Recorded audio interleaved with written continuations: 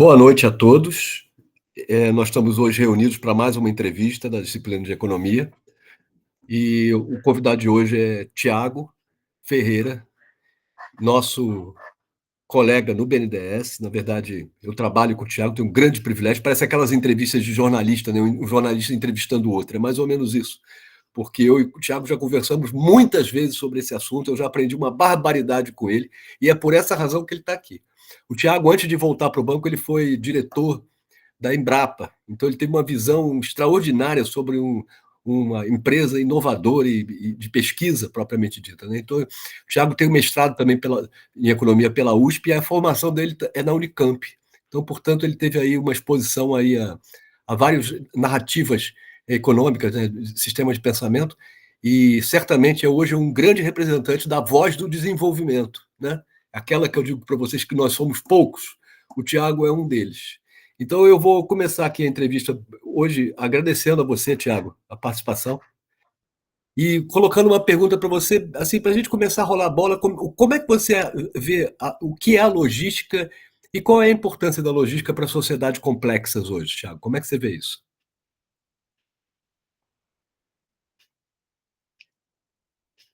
Abrindo aqui o microfone. A logística ela tem um componente central, tá, na sociedade atual. Acho que o fluxo de pessoas e mercadorias, bens e serviços passam pela logística, né?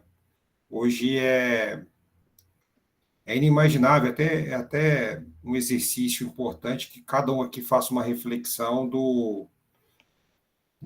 de como a logística impacta na vida, né? A logística ela vai muito além do transporte, tá? A logística, ela tem o transporte é um dos componentes. A gente, quando pensa em logística, a gente pensa na rede de transporte, nas estruturas de armazenamento, nos equipamentos envolvidos, aí, equipamentos, a gente está falando de trens, ferrovias, quando a gente pensa em carga, tá? Embarcações, a gente pode pensar na... Então, a logística ela é algo fundamental para qualquer atividade que a gente empreenda hoje. Por isso, até que eu acho, Marco, que a gente, ampliando aqui nossa visão, eu acho que quando a gente tem a base do sistema econômico, né, e de vida nosso, que são as infraestruturas, né? Então, é inimaginável hoje sem energia elétrica, sem acesso a telecomunicações e sem acesso à infraestrutura de transportes e equipamentos de transporte, que são as dimensões básicas. Assim, eu acho que toda atividade se assenta aí, né? E, ultimamente, eu acho que quando você citou o termo complexa, eu acho que se tem, se tem uma atividade que a gente que reflete essa maior complexidade da nossa organização da sociedade é a logística, né?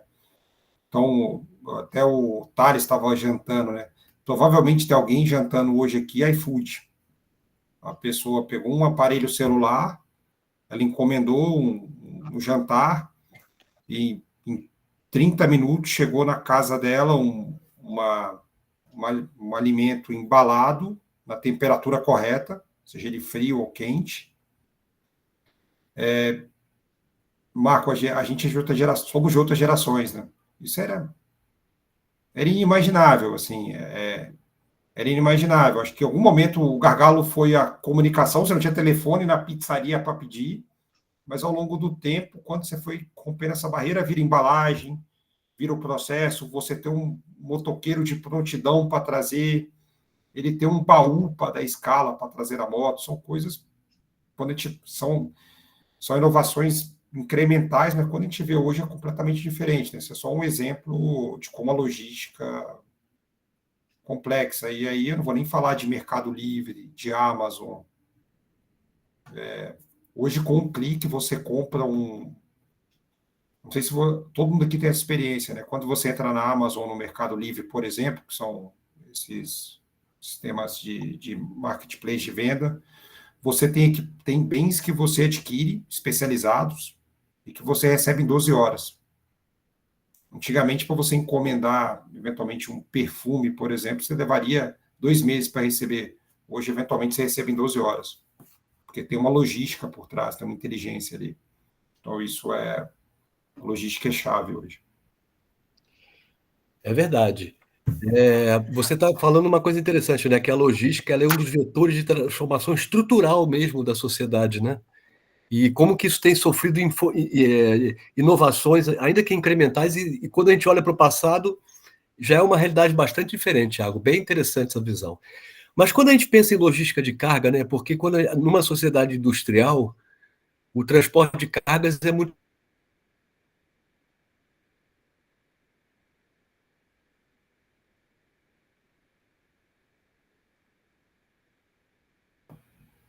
A minha internet está ruim, vocês também estão vendo o Marco? Não sei se você cortou para todo mundo ou se foi para mim. A internet caiu.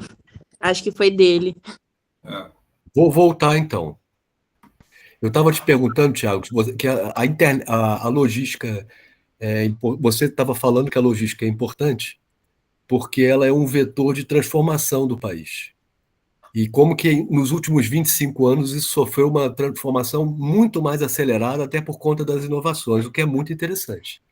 E aí eu ia te perguntar assim, dado que o Brasil é uma sociedade industrial, como é que funciona o transporte de cargas hoje no Brasil? Como é que isso está organizado? Né? Você consegue fazer essa síntese para a gente? Uma forma de sintetizar isso seria pensar na matriz de transporte de cargas, tá? Que a gente divide ela por modos de transporte. Então, hoje no Brasil, cerca de 67% de tudo que é transportado vai por rodovia, 21% vai por ferrovia e o resto se divide em outros modos de transporte, como dutos e hidrovias, tá?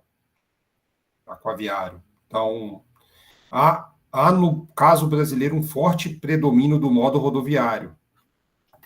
E isso é interessante, Marco, que o modo rodoviário ele sempre vai ser o principal, tá? Hoje em dia, com as tecnologias que a gente tem no mundo hoje, a rodovia sempre, o modo rodoviário, tá? Que a gente fala é o caminhão, seja ele pequeno, grande, ele sempre vai fazer a última milha, porque ele é que garante a capilaridade. Então, mesmo sociedades e países que têm redes muito sofisticadas, em geral, aquela última milha, quando chega no destino final, vai ser feita por um veículo rodoviário, um caminhão. A entrega vai ser por um caminhão. Só que, vamos fazer um exercício aqui simples. Imagine que a gente tem uma produção, uma refinaria de combustível que processe centenas de litros por minutos, e a gente tem que transportar isso tudo por caminhão. O modo rodoviário, ele é muito bom para fazer a última milha, ele é muito flexível, só que ele tem uma restrição, que quando você trabalha com cargas de alto volume e densidade por longas distâncias, talvez ele não seja a melhor opção. Se você colocar um motorista de um caminhão para transportar uma carga da Zona Franca de Manaus até São Paulo, vai ser uma odisseia. Você vai... Imagine quantos dias vai levar essa viagem, você vai ter que fazer vai ter que andar por balsa em algum rio, vai ter que ter algum transbordo, o motorista a cada X horas vai ter que dormir, porque faz parte até da regulamentação do trabalho, ao passo que se você colocar em Manaus numa embarcação e vier por cabotagem para Santos, e dali pegar um caminhão para São Paulo, tende a ser, na verdade é muito mais eficiente, é muito mais barato, tende a ser mais célere e até mais confiável. Tá? Então, Marco, acho que o Brasil ele tem hoje uma matriz de transporte muito concentrada no modo rodoviário.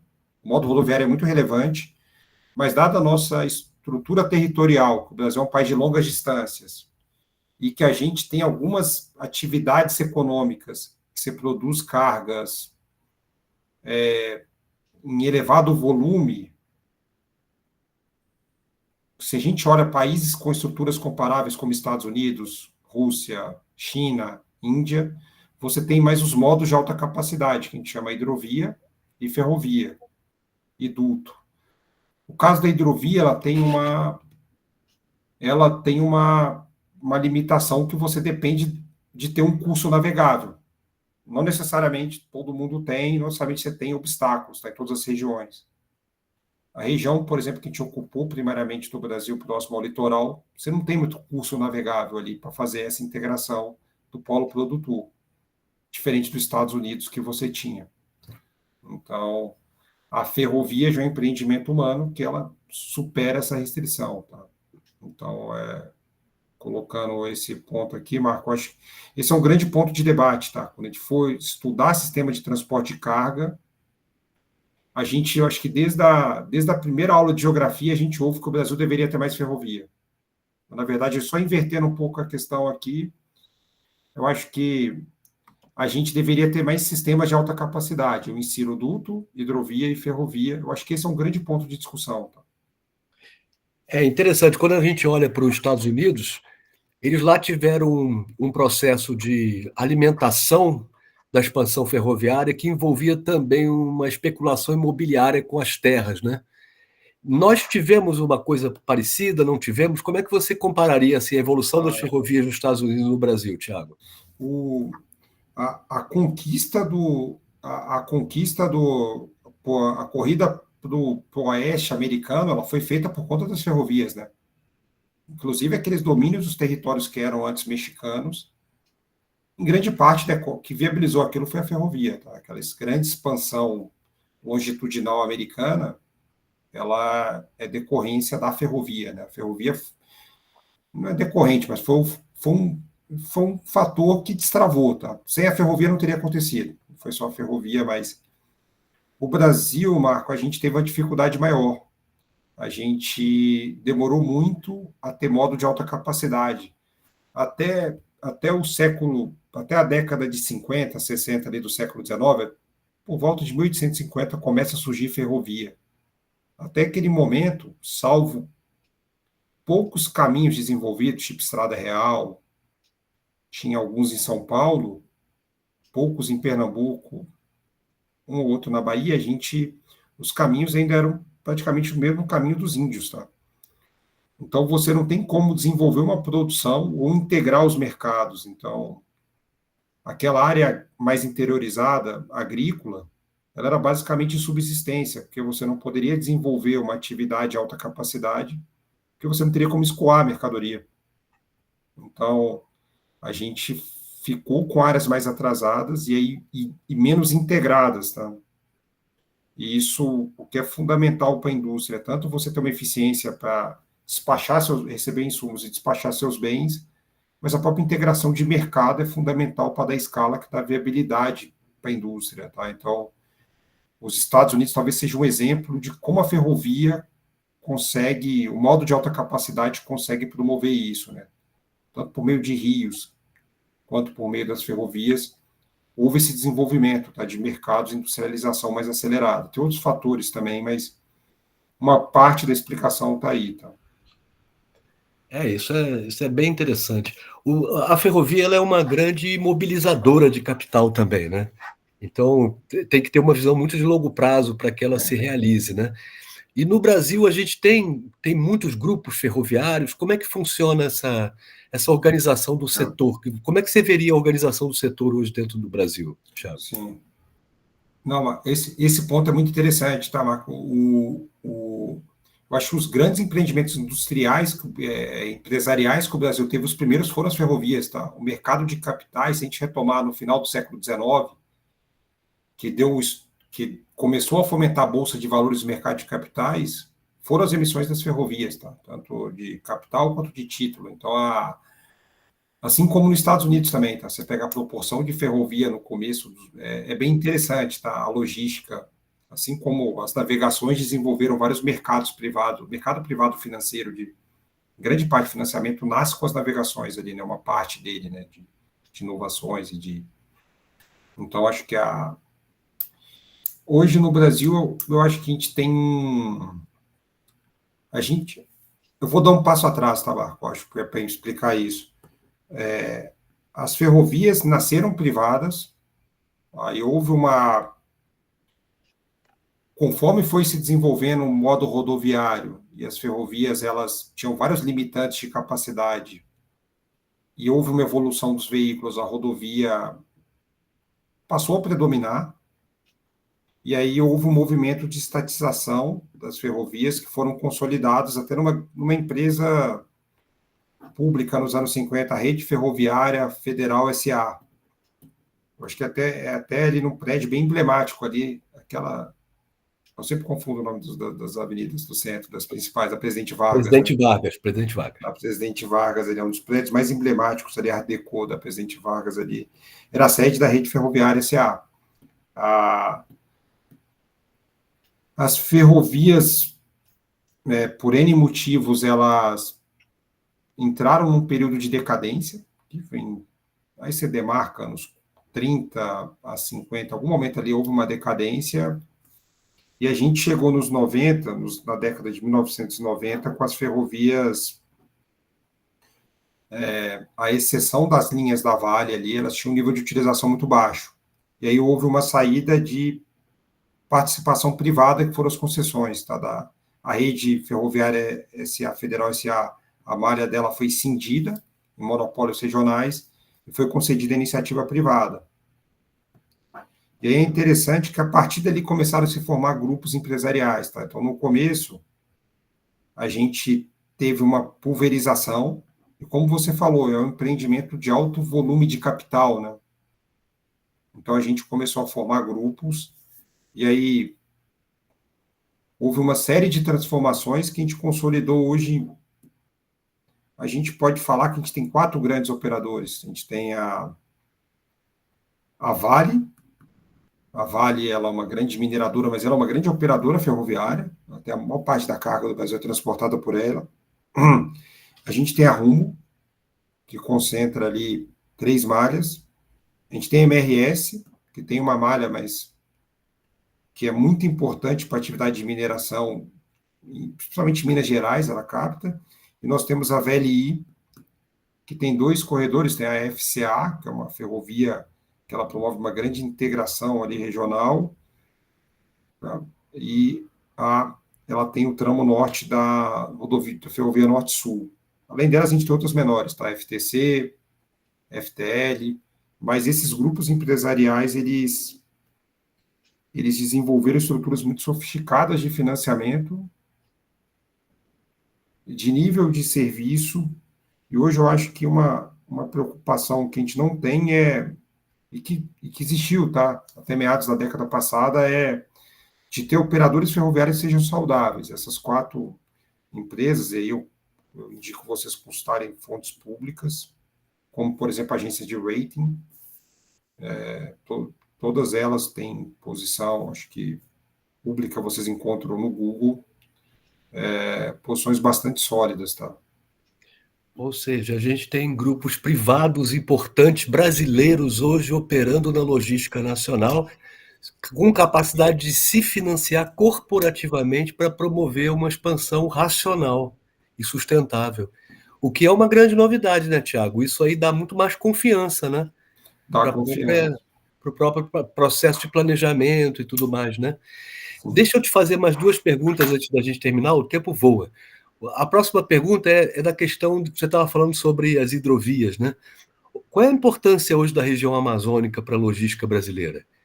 E depois eu queria explorar com você um pouquinho das questões ambientais, já pegando esse gancho e tentando entender, assim, se a logística é um setor que polui muito, e se é poluente, mais ou menos, tem algumas ações aí para poder contribuir para a sustentabilidade da economia? E aí, eu não sei, eu estou te colocando já logo o panorama, porque são 2 perguntas importantes para o pessoal entender o setor, né? O teu telefone tá, o teu microfone está ligado. Bom. A hidrovia, como modo de transporte, ela é muito interessante, tá? Em geral, porque, até explicando um pouco da lógica econômica, se a gente fizer uma ferrovia, quando a gente usa ferrovia, você tem que fazer um investimento naquela malha ferroviária. Aí você faz o investimento na infraestrutura, que é a preparação do terreno, você coloca o trilho, dormente, laço, que é a superestrutura. Então, é um empreendimento, como você falou, Marcos, de muito dispêndio de capital. A hidrovia tem um ponto interessante. Em geral, você vai utilizar um curso navegável que está ali. Você pode ter um gasto de sinalização, uma dragagem para auxiliar, mas em grande medida você utiliza algo que é natural, que está ali. Então você poupa esse custo, e aí ele era um modo muito pouco explorado no Brasil, tá? Apesar do enorme potencial que ele tem, assim. Então, quando a gente olha, você pega a matriz dos Estados Unidos e da China, por exemplo, você vê uma utilização muito mais intensiva, tá, da hidrovia.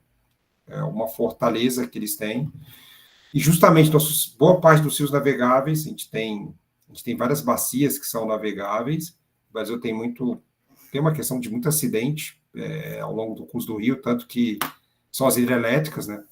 Que essas quedas você gera hidroeletricidade, que é a maior parte da nossa matriz, mas isso traz uma limitação para a navegação. Mas na região amazônica é onde a gente consegue, tem muitas bacias navegáveis, e é fundamental para a gente escoar toda aquela produção agrícola da região centro-oeste, tá? Principalmente Mato Grosso, Tocantins, tá? Parte do Mato Grosso, a parte norte do Mato Grosso, e Tocantins, então Rondônia, eu acho que são os rios, eles funcionam muito para escoar isso, assim. É muito interessante, isso deve estar tendo impacto sobre a indústria, inclusive, né? Tá tendo, e isso é bem relevante, acho que a gente ouve falar pouco disso. O Brasil está desenvolvendo uma indústria de construção naval para embarcações de navegação interior muito robusta, tá? Eu acho que a gente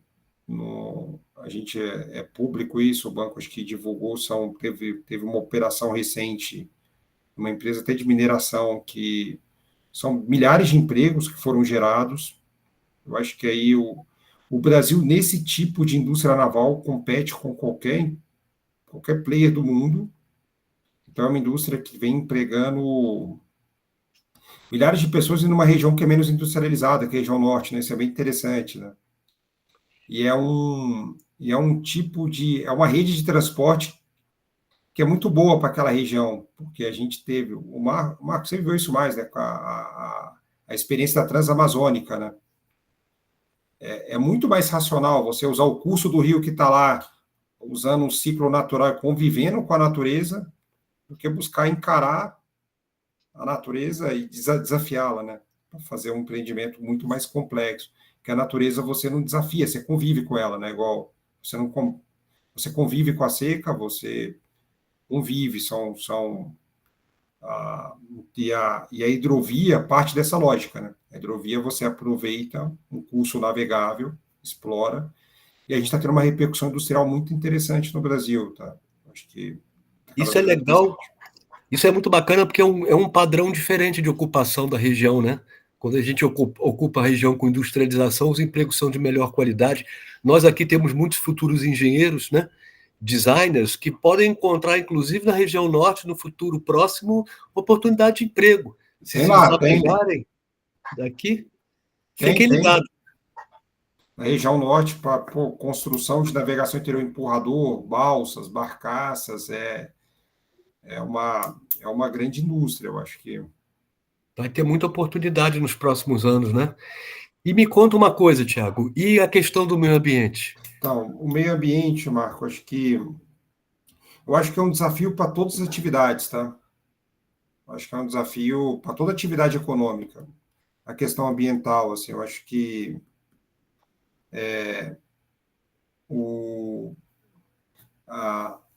agora esse ponto é complexo, tá?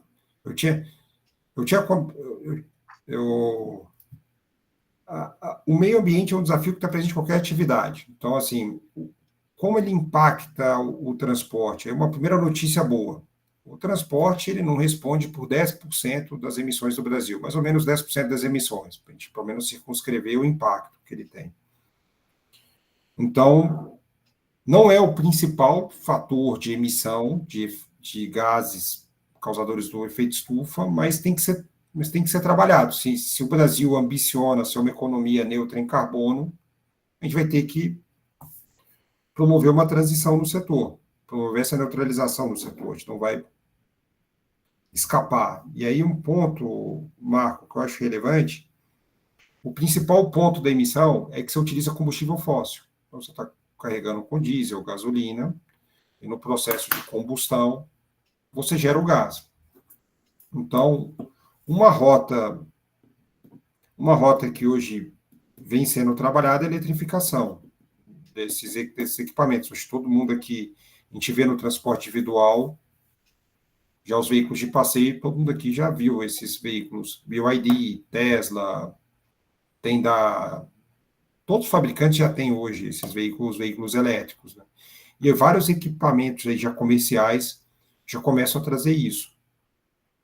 Vindo para cá, eu passei agora por um veículo do Mercado Livre, que era elétrico. Passei agora, há poucos minutos. Então, a gente começa essa transição. Um desafio, Marco, que a gente vai ter nessa transição é como fazer na escala, né? Quando a gente vê, tem o BYD, tem essa frota, mas a gente vai ter que fazer Mas olha o tamanho da nossa frota, o volume de mercadorias que a gente transporta. Então, eu acho que a gente tem um trabalho duplo aqui, tá? Trabalho triplo, na verdade. Eu acho que a gente tem que, primeiro, a gente tem que continuar, o Brasil vem fazendo, mas a gente tem que continuar nosso processo de reequilíbrio da matriz de transporte. E os modos de alta capacidade, quando a gente traz uma eficiência, tá? O consumo de energia de uma ferrovia, de uma embarcação por carga transportada é significativamente menor que, na média, que de um caminhão. Então, assim, eu acho que para grandes distâncias e alta carga faz sentido a gente seguir a gente consegue reduzir a emissão por tonelada transportada. Então, a gente tem que buscar esses modos de alta capacidade, que eles têm uma eficiência, então eles consomem menos combustível, emitem menos. E daí a gente vai ter que fazer uma migração de propulsão mesmo, tá? Então, a gente vai ter que ver formas, e aí é daí que surge a questão do hidrogênio verde, principalmente para veículos comerciais, tá? Então, eu acho que é uma questão que tem uma corrida tecnológica, e aí eu acho que também deve ser um tema muito desafiador para os engenheiros que estão aqui, né? Tem engenheiro eletricista, eu acho que o novo engenheiro automotivo é o eletricista, né? A Tesla e a BYD, elas não nascem dentro de uma fábrica de carro, eram duas empresas de eletroeletrônica. A origem é eletroeletrônica, né? O desafio era fazer o rack de bateria e o sistema de controle, não é fazer o powertrain da propulsão à combustão. Então, houve uma quebra de paradigma e uma abertura até antigamente, quando eu acompanhava a indústria automotiva, falava-se que a grande barreira à entrada era você dominar o powertrain, que serão poucos conjuntos de montadora que sabia fazer o sistema de transmissão, o motor a combustão. Era uma tecnologia que poucos dominavam. A BYD, ela era uma empresa de bateria. Quando você passa para o carro elétrico, o desafio agora é você conseguir armazenar e distribuir essa energia a partir de bateria, volume que requer. Então, a inovação da BYD e da Tesla foi conseguir ter esse controle. Eu acho que aqui estamos numa turma de engenheiro, eu acho que é um momento desse de transformação, a transformação isso vale para o ambiental em geral, tá? A gente vai poder incorporar todas as dimensões de engenharia, de conhecimento, para fazer algo muito complexo, para a gente, como humanidade, fazer esse processo, tá? Conseguir conduzir. Muito interessante isso, Thiago. Você acredita no biodiesel? Você acha que o biodiesel é uma perspectiva de futuro razoável também para os caminhões e tudo no Brasil? Eu acho que aí, Marco, é legal que você traz a dimensão Brasil, né? Eu acho que a gente, quando acompanha essa literatura e vê esses movimentos mundiais, eu acho que cada país tem a sua realidade. Isso é um ponto bem interessante, tá? Em geral, tem um debate sobre biocombustível, se o biocombustível seria desejado ou não, e aí esse debate é muito ligado na potencial concorrência que ele tem com a produção de alimentos, que ele teria, tá? Que ele teria. O caso brasileiro, ele é muito interessante, porque dado que a gente consegue fazer mais de uma safra, você não precisa descontinuar a produção de alimento para produzir biocombustível naquela. E, na verdade, você tem muito subproduto, né? A gente consegue fazer cogeração, ter subprodutos, e a gente não precisa comprometer a produção de alimento para produzir biocombustível. Então, e dado isso, na verdade, além de não gerar esse efeito colateral negativo, a gente também acaba tendo uma produção agrícola mais descarbonizada. Então, quando a gente pega os nossos insumos de biocombustível, como milho, por exemplo, o milho ele tem uma pegada de carbono muito inferior. Então, é muito interessante, tá? Tanto a soja quanto o milho, entre outros elementos que a gente tem, eles têm uma pegada de carbono, e no caso brasileiro, quando a gente fala de veículo híbrido, um híbrido nosso, a biodiesel, ele certamente tem uma pegada muito menor do que um externo, por exemplo, que é abastecido com energia elétrica de fonte fóssil, pode ser carvão, uma usina a carvão. A nossa é feita por uma hidrelétrica, ou basicamente por fontes renováveis, e um biodiesel de base menos carbonizado. Então, o Brasil, acho que é um dos países, eu não vou dizer que é o mais bem posicionado, porque pode ter alguém, mas o Brasil é dos países, certamente, que estará mais bem, está muito bem posicionado, tá, nesse processo. Muito interessante essa visão de que aqui não tem dicotomia alimento-transporte, porque a gente produz esses excedentes tão grandes, né? Então, com aumento de produtividade, então a gente tem conforto aí para caminhar nas duas vias, né? Muito interessante essa questão. E do ponto de vista do financiamento hoje da logística nacional, ela está sendo muito feita através de concessões e capital privado, né? Há uma percepção de que a gente hoje não deve ficar afundando capital público orçamentário de impostos, né? E ter um uso mais nobre aí para os recursos orçamentários, né, Tiago? E o capital privado é capaz de expandir. Como é que é esse processo hoje no Brasil? Assim? Tá. Você pode explicar para a gente? Sim, sim. Eu acho que é uma reforma mais ampla da economia, né? Eu acho que essa é uma transformação do Estado. Eu acho que em outras áreas vai além do transporte, que atividades que antes eram cativas do Estado são assumidas pelo setor privado. No caso do transporte, eu vou fazer um qualificador, tá? Porque eu não sei se você ensinou para eles externalidade. O transporte, saúde e educação são atividades que têm muita segurança, têm muita externalidade. Então, nesse tipo de caso, o investimento público, ele não só ainda como ele tende a ser sempre parte do processo, tá? É até importante que a gente tenha a capacidade de fazer esse investimento público, tá, no transporte. Eu vou te dar um exemplo, tá, Marco? Assim, quando a gente faz uma via de alta capacidade como uma ferrovia, e aí numa região não... talvez o retorno econômico que se dê em 30, 70 anos para o operador, 80 anos, isso não é economicamente viável você esperar que um agente privado espere 80 anos para ter um retorno, 70 anos para ter um retorno do investimento.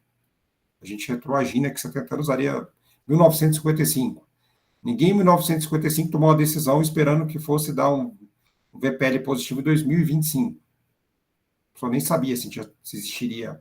Então, assim, é um horizonte que não faz parte do horizonte de planejamento e retorno privado. Então, seja pelo longo prazo de retorno, seja por ter muita externalidade alguns investimentos, pode demanda em alguns casos o investimento público, tá? Eu acho que até mais presente no dia a dia, eu vou aproveitar um exemplo que você estava falando aqui. Quando eu entrei, estava falando de transporte coletivo urbano. O metrô, por exemplo, o metrô numa cidade como Rio de Janeiro, ele tem muitos impactos, tá? Ele é um meio mais limpo, ele é menos poluente, ele reduz o fluxo de veículos.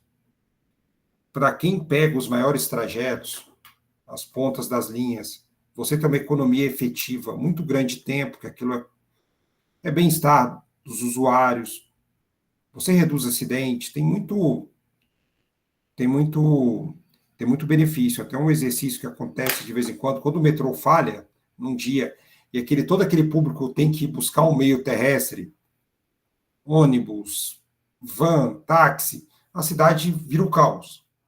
Então, é um serviço que o metrô presta e que deveria prestar até mais. Todo mundo ambiciona isso. Eu acho que se você fosse fazer o retorno privado, eu não sei se em algum lugar do mundo o metrô se pagaria. O metrô, geralmente, ou ele é público, operado pelo público, ou ele tem algum tipo de aporte, por meio de algum tipo de aporte público tem nos sistemas metroviários, por exemplo, então, de alta capacidade. Então, eu acho que tem uma participação privada, que ela é boa, é bom você trazer, mobilizar, você multiplicar, mas ele não é um substituto perfeito e equivalente ao investimento público, tá? Eu acho que nós temos o agravante da nossa malha ainda não ser constituída, né? Ela ainda tem muito por constituir. Então, um pedaço dela é viável, outro pedaço não é viável. Sim. E aí o Estado brasileiro tenta hoje identificar o que pode ser custeado pelo setor privado e o que tem que ser missão do Estado brasileiro, né? Eu acho que é isso que você está dizendo. É verdade. Até recém, eu posso falar de coisa corrente, tá? Que o governo tem a visão assim, sim, o setor privado traz algumas. Ele, na questão de contratação de obra, ele tem algumas. Ele traz algumas eficiências ao processo, mas talvez a conta econômica tem que estar de pé, ele vai investir se a conta ficar de pé. E um dos desafios que tem atualmente, que eu vem se buscando endereçar o que precisa ser feito para parar essa equação econômico-financeira. Em parte, recurso público, tem que ver a forma que ele vai entrar. Porque a gente aqui falou, né, das ferrovias, hoje você tem um conjunto de empresas que é sólido, mas quando você olha em termos, ela consegue dar mais eficiência, aumentar a produção, mas a gente precisa de um salto, igual você falou, cara, a gente tem uma rede que tem que crescer. E talvez não seja, e não vai ser suficiente nesse modelo que a gente está atualmente. Então, um dos desafios que se busca hoje endereçar é onde um dos gargalos de viabilidade econômica, como o setor público conseguiria endereçá-lo. Acho que eu também sugiro que vocês busquem isso em público, assim, a questão dos aportes, que eu acho que tem uma lógica bem interessante que casa muito com o que vocês aprenderam.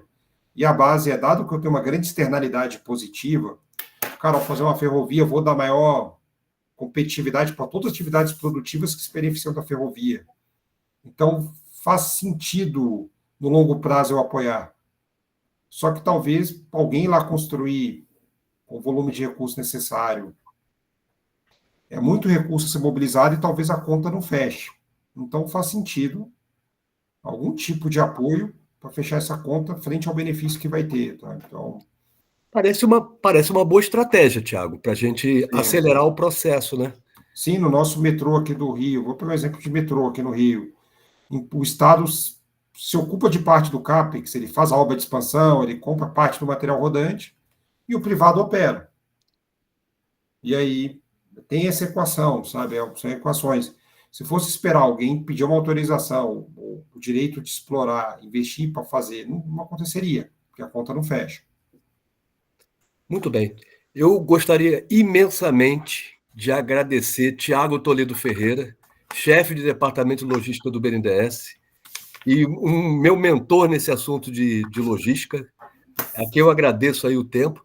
Gostaria de agradecer aos alunos também que estão aqui presentes, lembrando que o nosso trabalho vai ser entregue até o final da noite de hoje. E Tá só falando, Marcos, só fazendo palavras aqui. finais, fica à Tô vendo vontade. que o Rodrigo está aqui, né? Eu combinei com ele 3 perguntas, você não fez nenhuma das que eu combinei com ele. Não tinha mais ou menos as que seriam mais fáceis? Eu mandei para ele por WhatsApp, eu falei, Rodrigo, faz essas 3 perguntas aqui. Essas seriam tranquilas, mas não foi feita nenhuma delas. Eu espero que eu não tenha te colocado numa saia justa aí. Não. Agora, acho que você não é o contrário. Mas nenhuma. Você tem possibilidade. Assim, se a gente tivesse mais tempo, você certamente teria muito mais conteúdo para passar para a gente. O desafio é 40 minutos de conversa. E uma primeira abordagem, que para a turma certamente aí eles vão levar durante alguns anos como sendo um conhecimento inspirador para eles, porque eles não têm acesso a essas informações todos os dias. Né? Então, queria te agradecer novamente. Não, obrigado, pessoal. Eu acho que a gente teve pouca interação. Não sei se alguém tem uma pergunta a fazer. Eu acho que podia, se quiser abrir o microfone. Eu não sei, eu posso responder perguntas, se alguém quiser fazer.